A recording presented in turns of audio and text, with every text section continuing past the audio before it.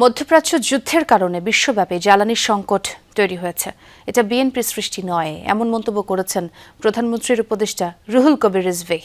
নবগঠিত জাতীয়তাবাদী মুক্তিযুদ্ধের প্রজন্মের নেতাকর্মীদের নিয়ে জিয়াউর রহমানের সমাধিতে শ্রদ্ধা নিবেদন শেষে এমনটাই জানান তিনি। বলেন, তারেক রহমানের নেতৃত্বে সকল সংকট মোকাবেলা করে দেশকে এগিয়ে নেওয়া হবে। সরকার জবাবদিহিতায় বিশ্বাস করে উল্লেখ করে রিজভী বলেন, আলোচনার মাধ্যমে সব সমস্যার সমাধান করা হবে। একটি অবাধ ও সুষ্ঠু নির্বাচনের জন্য 17 বছর জেল জুলুম সহ্য করেছে বিএনপি। দেশের স্বাধীনতা ও সার্বভৌমত্ব রক্ষায় সবাইকে ঐক্যবদ্ধ থাকার আহ্বান জানান রিজভী। এ সময় আরও উপস্থিত ছিলেন ঢাকা 6 আসনের সংসদ সদস্য ইশরাক হোসেন।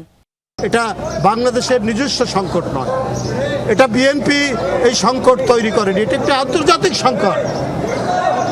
এটা মধ্যপ্রাচ্যে যুদ্ধের কারণে এই সংকট, কিন্তু সেটাও আস্তে আস্তে কাটিয়ে উঠছে। তবে পাশাপাশি আমাদের এই ব্যবস্থাও নিতে হবে। বারবার যে অঙ্গীকার করেছেন জনাব তারেক রহমান যে